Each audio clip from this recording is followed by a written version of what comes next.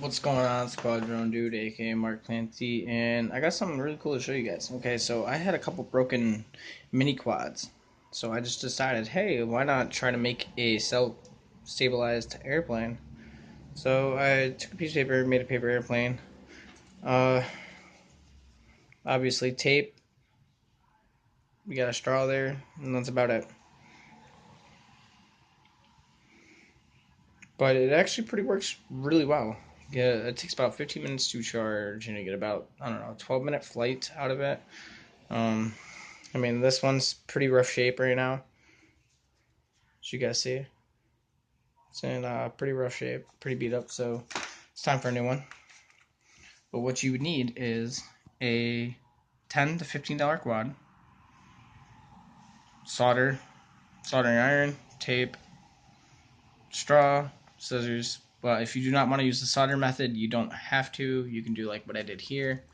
You cut and splice the wires and make sure that they do not touch, because this is what happens if they do touch. I'll show you guys real quick. So this one that I'm showing you guys right now is actually a kind of broken one in a way.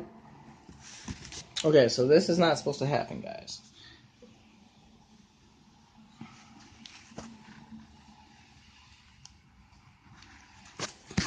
If I can get this. Sorry. Look, that's not supposed to happen. As soon as I connect the wires, it starts up instantly. The other side doesn't, it's just that one side.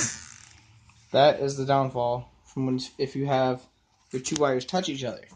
You will fry that accelerometer in that side, so now I have to switch it from it being in the back to it being in the front. So all these lines that are going to the back right now are actually going to go to the front. So when it nose dives down, it gives it more input to come out of it. But once it goes too much high alpha, it's going to cut the motors off. So I'm going to have to figure that out. But, yeah. So I'll get right into the building process. All right, so the first part is to dismantle your drone. So this is what it looks dismantled. Most of them have the on-off switch in the back. This one's a little different, so I cut off the camera real quick so I can mark what way goes where. I did B for bottom slash back and an arrow for forward facing. And I had to re-solder my battery back on because it fell off. But yeah, a little bit of complications, but you know, that's what happens when you make videos. So the next step would be either to cut the wire to the motors, leaving some behind so I can just cut and splice.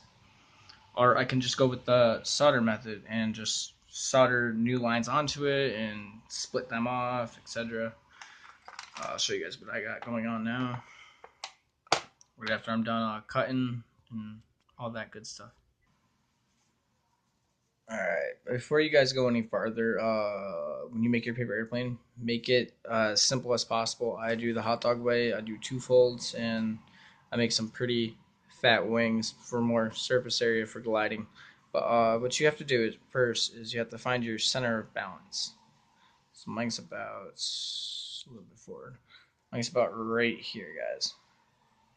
Mine's almost halfway. It's a little back, not too far. As you can see, it's just hanging there. So what you do is you take a marker or pen or whatever, and you mark where your center of gravity is. Your CG is very important if you want it to fly nice, neat, easy, fast, etc. Depending on how you want it, that's how you would set it up. Like I said, mine's about right here. My center gravity is almost centered, but it's slightly back at like this fold right here. So I would take my electronics and I would basically squeeze the battery down underneath, and I'll show you guys all that in a second when I come back. Well, that didn't take that long to do, guys. Sorry about that. I could have just recorded that the whole time, but you know, on me. So all what's left to do now is, okay, so here's another tip or trick. If you are making it like me and you do the fatter wings, you're not going to have enough room to fit your batteries, so you're going to have to do a small slit and just tape your battery to where it's at so it doesn't fall. I mean, I wasn't off by that much, guys. Know what I mean? I wasn't off by that much. But still, worst case scenario is I can use that battery to go inside my little stand and boom. Look at that. Beautiful. Like I said, all what's left is to cut, well, not even cut, splice the rest of the wires up to the motors, tape the motors to the straw, and it is good to go from there. And wish I could show you guys a test run, but it is currently raining out.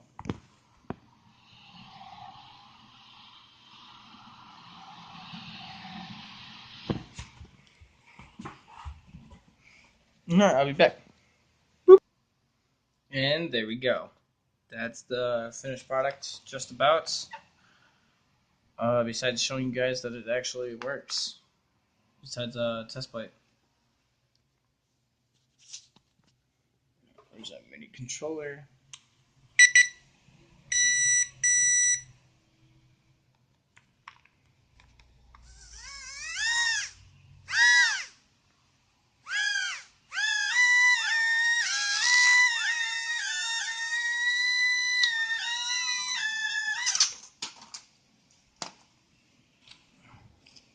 And bam. There we have it. A working quadcopter airplane. Sorry about all the cutouts and all that, but it just was kind of hard to film it as I'm doing it without a selfie stick or anything. But hopefully you guys enjoyed this short little build video. Other than that, I'm signing out. If you guys subscribed, thanks for subscribing. Don't forget to like, comment.